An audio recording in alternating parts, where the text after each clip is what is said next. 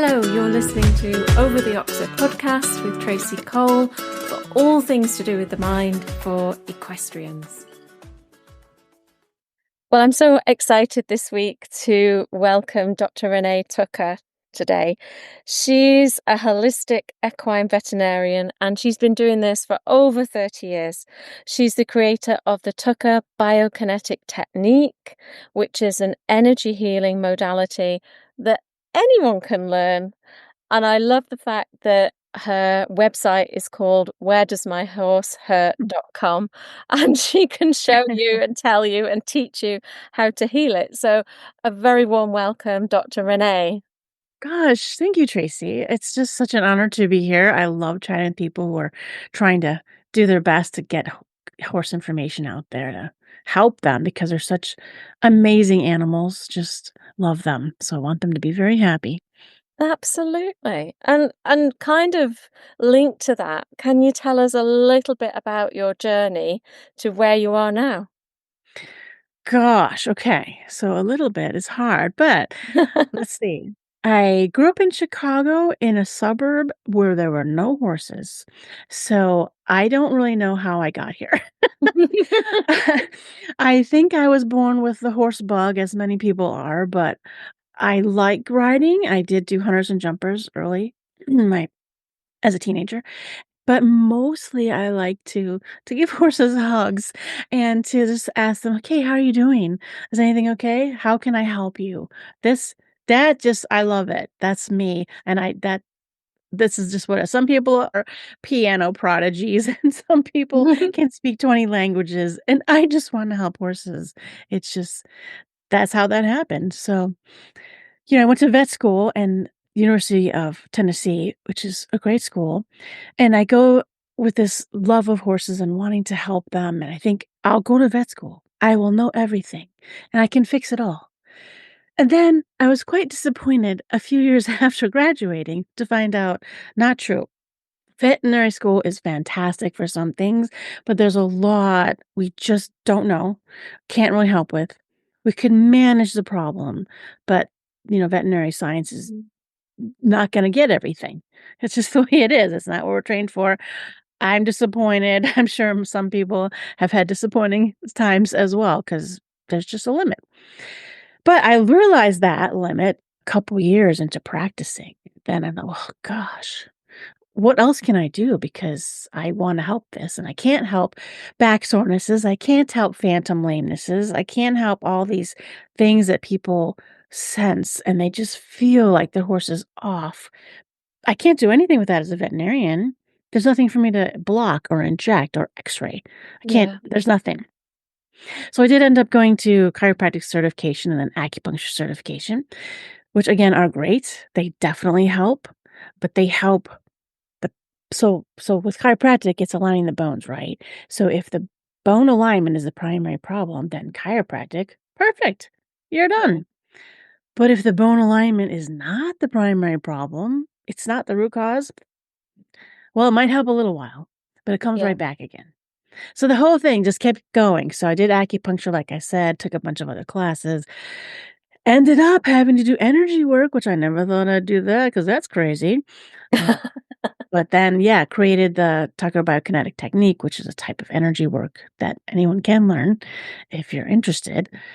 And not just interested, but open to it.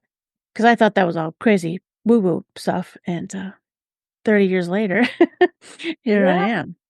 But that's what works because we are all energy.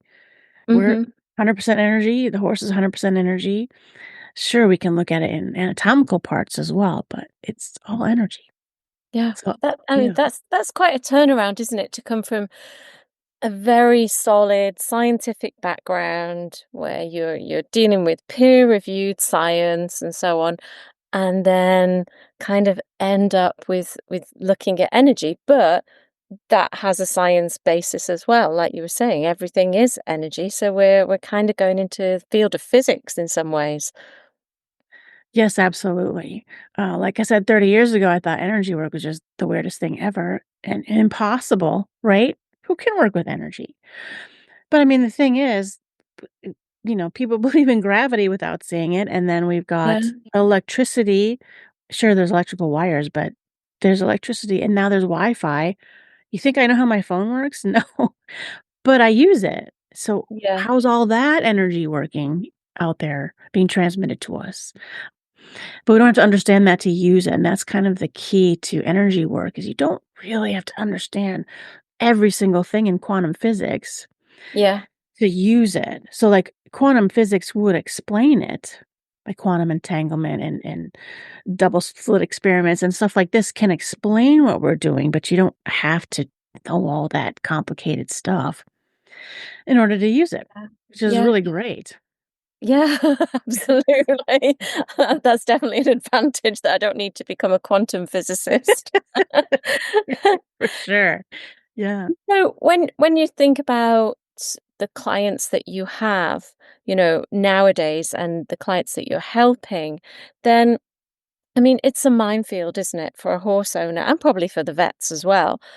What exactly is wrong with the horse and to find out what's the primary pain, is what you're looking at referred pain, all these kind of challenges. And on top of that, I think the horse owners find it a challenge to stay positive, especially if it's a problem where you're digging and you're digging and you're digging and you're not really finding you're just, is it the front end? Is it the back end? Oh, I don't know, because it seems to be a bit of both.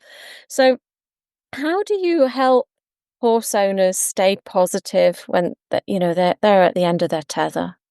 Yeah. I totally get that because that's happening all over the place. People are have things that don't seem to be fixable, and they're just trying to manage it, and you just at some points, you're like, "Is it worth it for my horse? Is my horse suffering?" And then you Yeah. have sleepless nights wondering, "Well, how much pain are they in?" It can get pretty miserable, but I do wanna say, horse owners, you're right. I would like you to know because a lot of times people think veterinarians won't see what they're seeing or agree with them or think there's a problem because vets are trained. If we can't see it ourselves, we can't really do anything. Mm. But by the time a horse owner notices the horse is off, even if you can only feel it while you're riding, that's great. You are right about that. So just take encouragement that you're right. Because by the time as humans can see something or feel something, the horse is already starting to lose their ability to compensate. Right. Because Right. as a prey animal, they're designed to hide any problems, right? Because otherwise they'd Yeah. be targeted.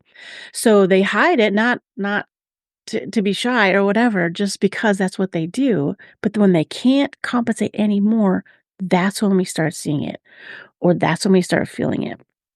Okay. So you're right, first of all. Yeah. Then, now, of course, this all depends on what's really going on, what problems you're having. But you can check all the parts of the horse. I do have a book, Where Does My Horse Hurt? And it's also on the website. Just showing if the knee hurts, you wanna find out, is that a knee problem? Here's how you move, and there's pictures and step-by-step instructions. Because you gotta start someplace, Yeah. right? And it does get very confusing because, like you said, it could be a compensation. So, sometimes by the time the vets can really see it and we do flexion tests and x-rays and block everything, that's all fine. They might find, say, a very sore hock. Hock flexions are bad. Maybe there's a little arthritis on the x-ray. So they inject the hock. Fine. But what if the hock was compensating for something else? Yeah. Maybe it's a sacroiliac problem. Maybe it's a diagonal problem. You don't know. Yeah. Yeah. So, one kind of general rule that's sometimes helpful to get started is that if it's more obviously lame or off at a walk compared to a trot, it's usually a body alignment issue. Just a general rule. It's going to Yeah. get you like Yeah. 80%.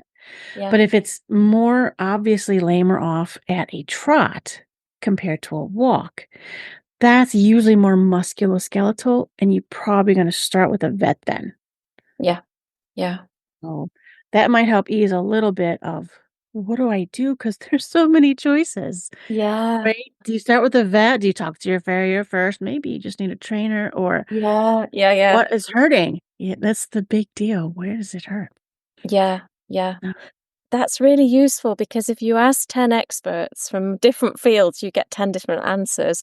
But Right, that's good to know which one do you go for first. right, And if you're working with a really great vet, then they're going to be able to say to you, you need a physio or you need a behaviorist or whatever it might be as right. on top. Oh, that's great. So tell us a little bit about how you notice that a horse is in some kind of discomfort or pain. We talked on the podcast several months ago now with Dr. Sue Dyson, who has her 24 signs of pain in the ridden horse. And do you do something similar? I saw her, is it ethogram, however you call it? It's Mhm, very mhm. nice. I really, if people are curious about what different types of presentations that horses will show for pain, then I think that's a great place to start. Now, for me, I really go by what the owner has noticed, and Okay. I trust the owner's connection to the horse. Mhm. What I would just suggest people might wanna be more a little bit open up their mindfulness. Yeah. I don't know the right words because 'cause I'm not in the mindfulness field, but let me give you an example so maybe you'll know what I'm talking about. One time I was working with a horse, a lovely lady, and this horse was a Western pleasure horse and Western performance as well. So most in some of their classes, they have to stand with their feet square, right? So their front feet are lined up and their back feet are lined up in a perfect square. Technically a rectangle, but that they call it squared up. Okay. Yeah. Okay. And so I'm trying to, evaluate the horse and talk to the owner, and like 20 times in like 15 minutes, she's correcting the horse because he keeps wanting to put his left front foot forward. So I noticed this, and I didn't, I'm not upset at all. She's just trying to gently encourage the horse to stand correctly so that he will know what to do that when he's, being judged. So Yeah. fine. It was very calm, very polite, but it was like 20 times. Yeah. And I'm like, wait a minute. And it was always the left front. It's one thing if horse is fidgety, and Yeah. putting one foot or the other, but it was always the left front. So I just asked the owner, I said, so does he always wanna put his foot forward? And she's like, "Yes, I keep trying to train him. I'm being so patient, but it's really not working well." I said, "Well, sometimes horses are trying to tell you something. If he's only putting the left foot forward, then he might be sore in the left front. And the left putting your left or any foot forward all the time can be a sign of navicular issues creeping up." And she was just shocked. Just it did not ever cross her mind that her horse would be communicating something with Yeah. body language. And as Yeah. soon as Yeah. I did that, she's like, "Oh my gosh, I just never thought of that." So, I think that everybody listening to this podcast loves their horse and just is already noticing these little details. And then if you just say to yourself, "Okay, I'm gonna be available to hear from my horse about any issue." If you just say that, it just sort of opens up your brain to, I guess, more interpretations of what Yeah. could be going on. Because Yeah. she was only Yeah. seeing misbehavior or possibly misunderstanding of what his horse was supposed to do rather than, "Hey, the horse is saying, 'I'm talking to you. Look at my Yeah. foot.'" Yeah, yeah, yeah, yeah, yeah. So, yeah, that's it. Just being open to what they're trying to say, and you never know what it might be. Okay. So once you've noticed one of these quite nuanced changes sometimes that, like you say, we often mistake for miscommunication. They didn't understand what we wanted as a rider, or maybe even misbehavior of some type, or fidgeting, nervousness, whatever it might be. Once you've noticed something like that that's repetitive and it's the same leg or this whatever, what do you do next? What's next on the checklist? Okay, so should I just continue that story then? Yeah, yeah, that'd be great. Okay, so Yeah, if the horse was doing that, that horse was not yet lame at the time. So, okay, if your horse was doing that and they were lame, it'd be, is it worse at a walk or a trot? right. Yeah, Right? If it's more obvious at a trot, which it generally is if there's any kind of navicular stuff happening, then you would call your vet. They'd be like, "Oh, I see the horse always wants to put its foot forward and it's lame at a trot. Let me do my x-rays, blah, blah, blah." Okay? Yeah. But if it's not lame yet, then what? Now you can't really call the vet because most people know full well if the vet can't see it, what's the point? You Yeah. know? So again, you can do the checkups that are in my book. And the other thing though is if the horse's, in this case, the horse's heels were contracted. So Mhm. that's where the back of the foot, the heel bulbs, way too close together. So we need those heels expanded or you start getting heel pain. So that's something that sometimes the farrier or the trimmer knows about and sometimes they don't. Or they know about it, but don't really know what to do about it. So it's kind of just step by step. It's so hard to narrow it down, but you do checkups first and say, "Okay, well, if the knee doesn't hurt and the shoulder doesn't hurt because 'cause I've done all these checkups, then it could be the Mm. foot. Let me talk to the farrier." Fair enough. Or let me talk to a different farrier. Get another opinion because you never know, right? Because everyone gets trained differently, so, Yeah, you yeah, know. yeah. And then there's, of course, the diagonal compensations, and then it can get all very confusing. So at that point, I would really try to call a TBT practitioner because we can help you with anything. And what we do is we use the energy field. So I don't know if you guys know, there's an energy field that comes off the body. And they've measured this now. So for horses, it comes off like 10 feet for the horse. It's 10 feet. This is why they know what you're up to. As soon as you walk up to the door, they can feel your energy really far away. Whereas the humans is about 2 feet out of the body. All right. So then when you're next to your horse, you have these energy fields overlapping, which is cool. So then you can learn to discern different things and kind of like a battery has a positive and a negative. So you could even learn to ask yes or no questions because you'll get either positive or negative. Yeah. So that might sound weird. It totally sounds weird to my science brain, but it is energy. And you can do it in many different ways. There's lots of different techniques. I mean, isn't NLP and energy work as well? So you Oh, yeah, use yeah, that. yeah. It really is, and I'm on the same wavelength as you, to use a scientific term. Um, Nice. in Very that, good. my background is biochemistry, so I mean that's not very energetic, but I think very similarly to you that all organisms, even plants, give off energy fields. And like you said before, and you illustrated it so well by saying things like, well, we can't see Wi Fi, we can't see electricity, we can't see gravity, but we see the effects. And Mhm. we can definitely, with our animals, sense these things, can't we? If we just take the time, you've got to still your mind a little bit as well, haven't you? Yes. Yes, it's so true. There's in the TBT university where I teach it, then there's different parts of your brain. So the front of your brain is like your busy brain. It's a beta wavelength. It's thinking, thinking, busy, busy, thinking.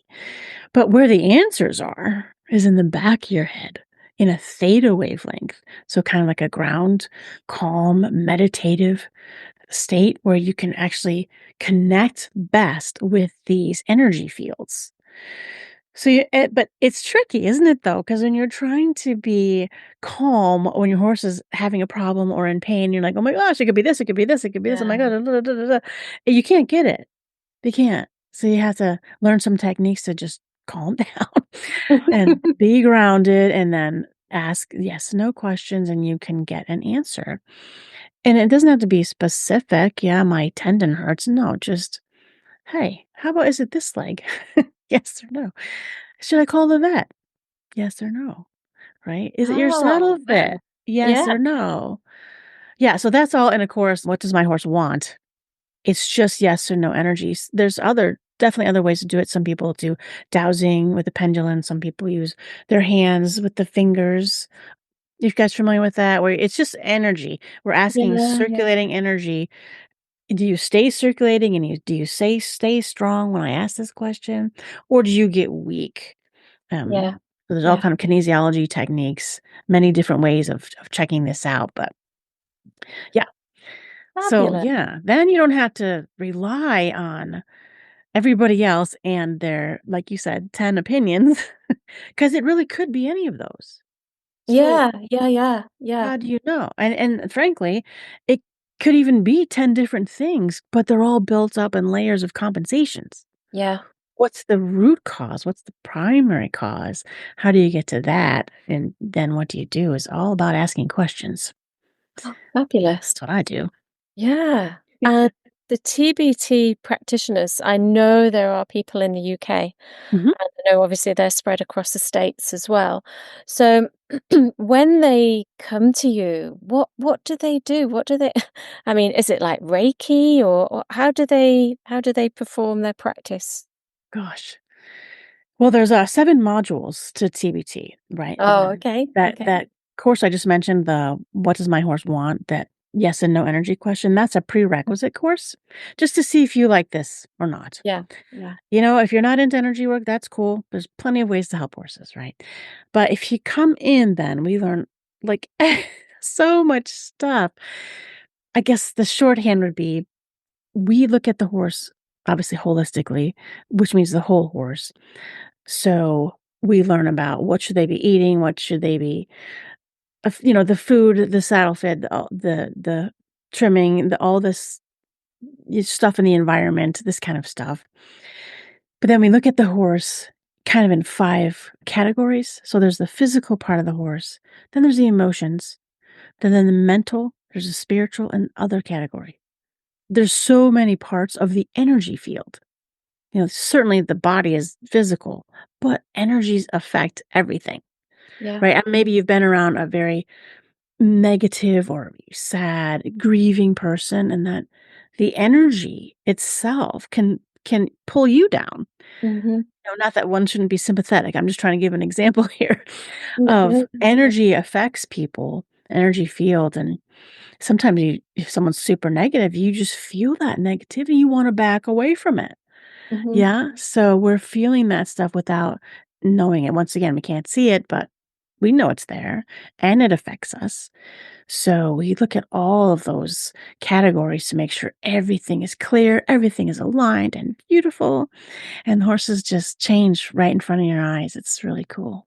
Oh, wow. Wow. So it's an alignment of the energy, a realignment where it's needed in whichever particular energy field that is needed. That's what Correct. a TBT practitioner can do for you. That's right. And then Mhm. we absolutely go by what's primary for the horse. Mhm. Because sometimes with certain techniques, and I'm not saying they're bad, it's just the way they do it, is you start with the top thing and you take off that problem and you do the next one and then you do the next Yeah. one, kind of like peeling an onion is what typically people say. And there is some of that that needs to be done. But what I really like doing is sneaking into the very center of the onion and Yeah. getting rid of that primary root cause first. Because if you can do that, then a lot of times the rest of that onion just unpeels itself. And that just shortcuts all the healing time. And Yeah. it's really, really, Yeah. Absolutely. So if I were to use TBT, let's say I get a practitioner to come and see my horse. Is it multiple sessions that are required? Is it one session, or does it depend on the horse and the ailment? of course, it depends on the horse. Yeah, So most, like 90% of the time, you're going to see amazing changes in one session. Horses who've had issues and problems that have gotten layered and layered over years of time, yeah, that's going to take a few sessions. yeah, yeah, yeah. But I just had a horse the other day, which was only 4 years old, and the horse, I can't do it with my arm, but Mm, constantly was going in with their, which one was it? The right front leg. yeah. They instead of walking straight, they would go in and then out, and it had done it Right. their whole life, and it was 4 Yeah. years old, and they just thought, "Well, that's just the horse, they're just born with this or whatever," and they actually had called me for something completely different, like the horse's head was in the air and just too fussy.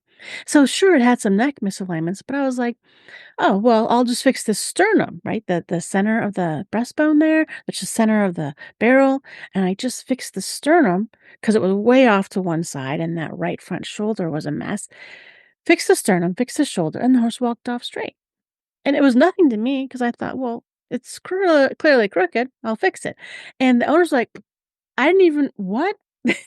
We're like, "You know what I mean? You get to where you think that's normal Yeah, or yeah, acceptable yeah, or that horse is just old or yeah, whatever, yeah, and it's just all fixable if you have enough time.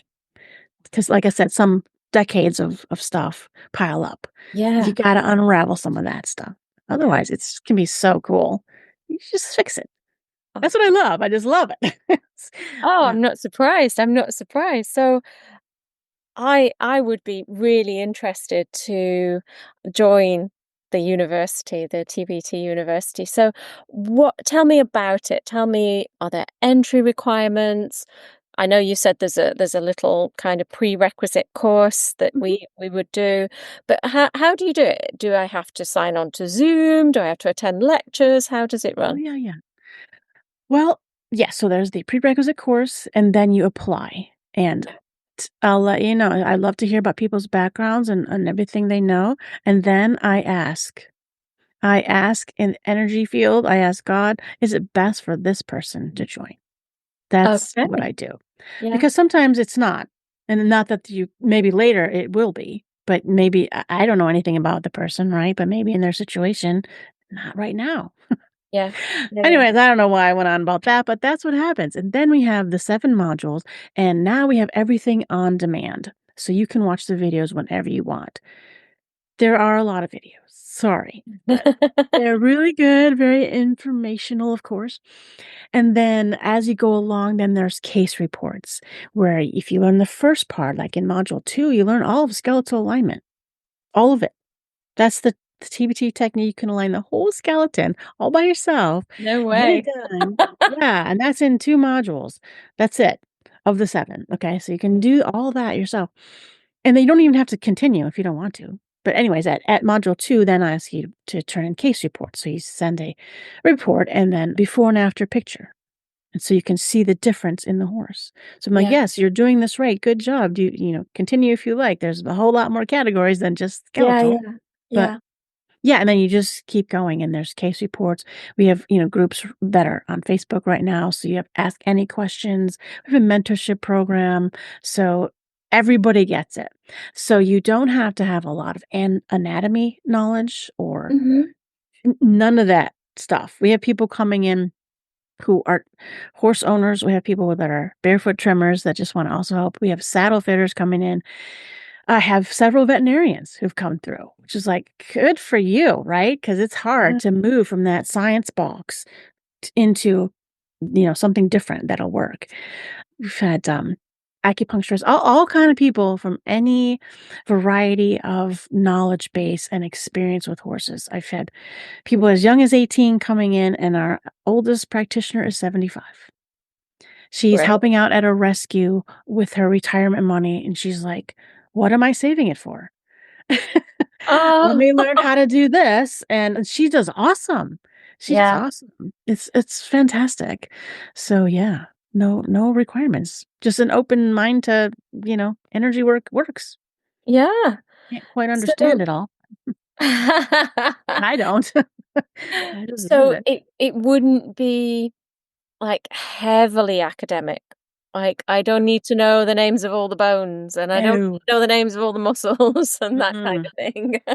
No, and nothing wrong with all that, but No. I don't want people to get stuck on scientific terminology. Yeah, yeah. We're using energy, and the horse doesn't care what that bone is called. Yeah. They just want you to fix it. Yeah, yeah. Plus, it's called something else in another language, so nobody cares, right? I mean, I understand. The information is in there for people who know that stuff already, and it's helpful to them, but no. Mm. No, you don't have to know any scientific jargon. So how did you get into it? How did you decide this stuff works? It shouldn't work.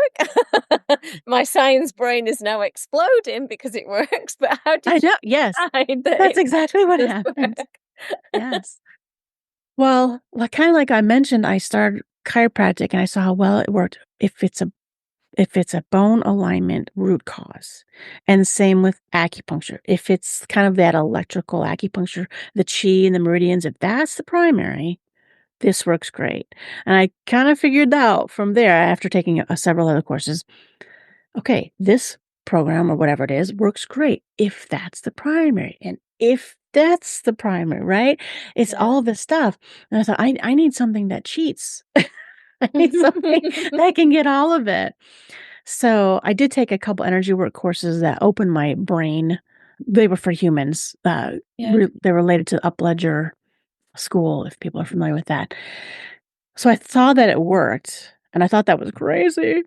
But I thought, I need this on horses, but I need it much simpler because it's the ones I took were too bookish, Yeah. too much thinking. And as I mentioned earlier, if you're thinking all the time in your beta brain, it actually screws up, really dampens the energy work that you want to do.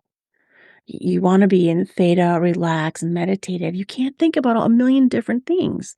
Yeah. Going back to the anatomical concepts, you can't be thinking of all those science words. Yeah. Drops Yeah. you right into the front of your brain. So that's why I keep it really simple. So yeah, I just got to that, and frankly, I was just stuck with so many clients. I just prayed, my God, can you please help me here? You gave me this huge desire to help horses. I need an answer. And so little by little over the years, I mean, I've been doing this probably at least 15 years now. I got the whole design where we can get to anything, all of it. Yeah. So it's great. Yeah. And has there been a particular horse or group of horses or a particular ailment or symptom that just blew you away? I'm sure there's lots. I'm sure there's So millions of many, them. so But many. could you just relate one story for us? Gosh, one. I put you on the spot now. There's so Hardest many, question. I can't even. No, just so for example, like I lurk in a lot of Facebook groups for horses, like lots of them. I think all of them, Yeah, yeah. because I wanna know what's going on, and so many of them, it's just breaking my heart. So there's one, the horses with sacroiliac issues. They're in so much pain. Yeah, they're getting sacroiliac injections, which help.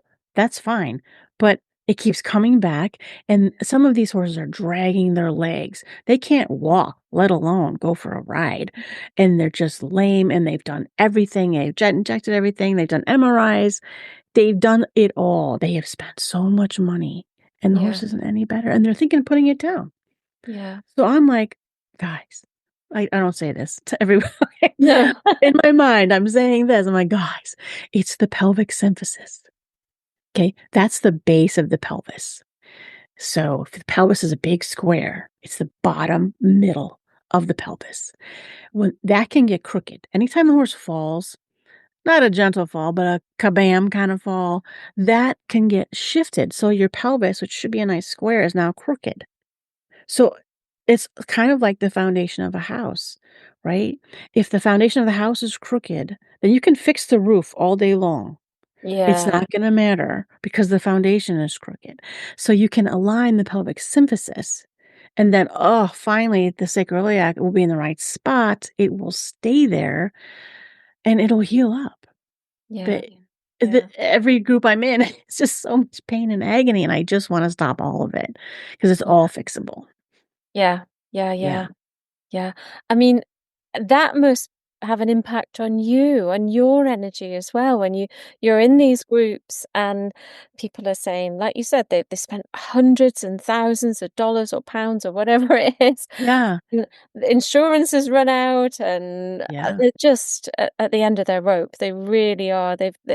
They're looking for solutions and that to most people, they're not aware of the solutions that right. you can offer and the TBT can offer as well. So I suppose what I would want to know as a rider, if I had either a practitioner come or I trained in the discipline myself, then could I really deal with these quite high level problems? I mean, I know you have different levels that you can go Mhm, to in TBT, don't you? You have the right. practitioner, then the master, and so on. But as a practitioner or somebody who came to me just as a practitioner, not necessarily as the master, can they deal with those things? Well, like you said, there is levels. So through module 2, they can align everything in the skeleton. So for my story I was just telling about the sacroiliac, Yeah. absolutely. You're Wow, done. You're out of sacroiliac pain. that's It incredible. it is. I know. I love it. I was like, "Come on, guys." Speechless, I'm speechless now. Okay. So, yeah, Oh, so then God. depending on what else is going on, you might need the extra levels. It just depends on Yeah, the horse, yeah. Oh, but fantastic. yeah, it's all fixable. And I think everything is kind of coming to a head. So many Yeah, people are at the end of the rope, have realized veterinary medicine and traditional medicine in general has great, it's great for some things and then yeah, not for others. And I think what happened, okay, this happened to me because I went to vet school and I thought, "This is it. I know I must know everything because I've gone to vet school. yeah. Sure, I'll have to continue reading some magazines, but I know everything." And it's really hard because that's what they teach you in vet school, that you know everything. That is what you believe. That's what they teachers believe. That's what they think.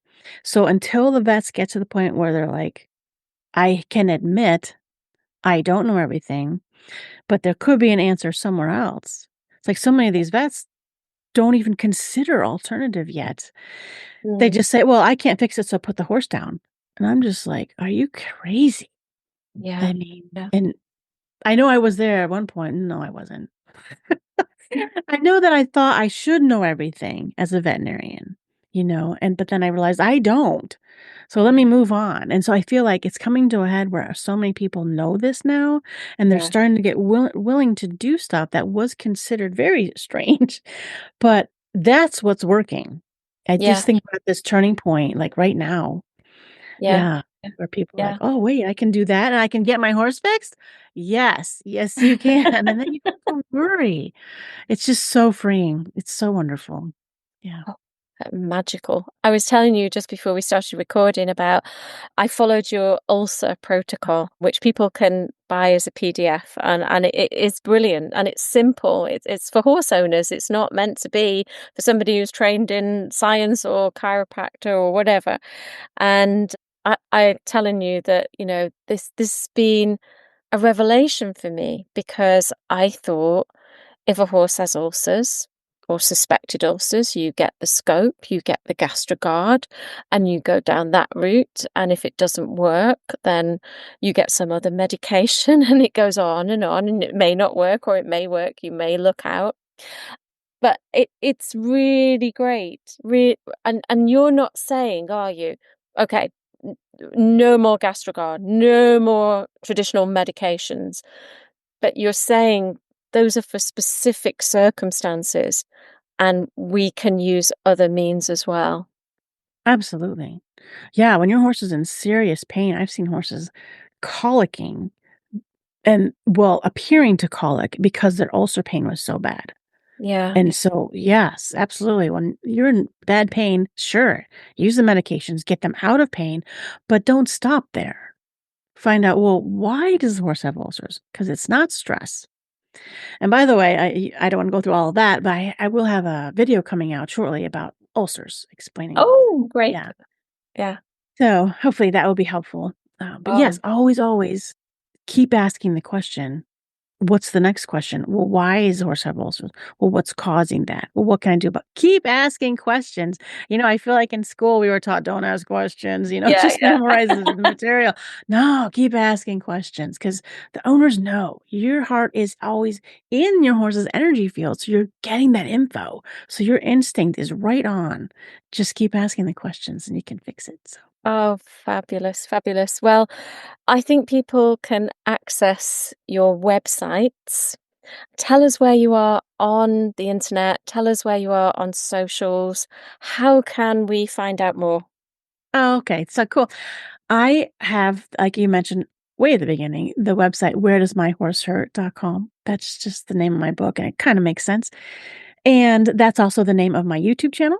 And then for the Tucker BioKinetic Technique, that is at tuckerbiokinetic.com.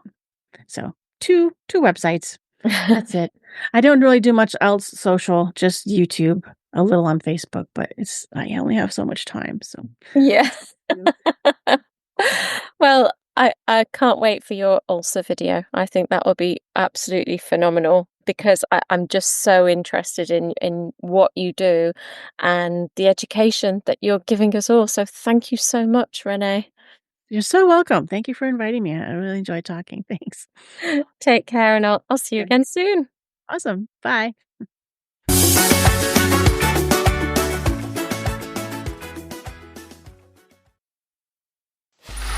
Free audio post-production by alphonic.com.